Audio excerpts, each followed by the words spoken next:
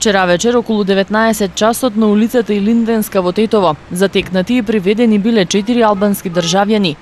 Трите девојки и едното машко лице легално влегле во нашата земја, поседувале соодветна документација, но сите непријавено престојувале на подрачјето, а една од девојките и нелегално работела во угостителски објект.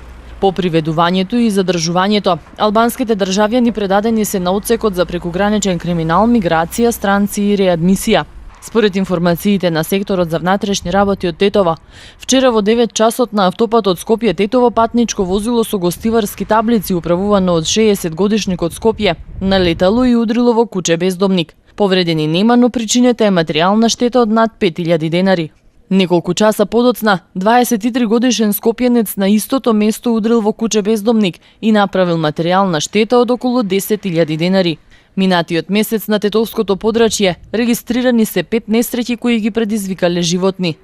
Службеници од полициската станица за безбедност на патниот сообраќај Тетово во континуитет ги засилуваат планираните контролни активности на подрачјето. Во вчера реализираните активности утврдени и санкционирани биле повеќе прекршоци. 5 возила биле паркирани во зона на крстосница или на пешачки премин.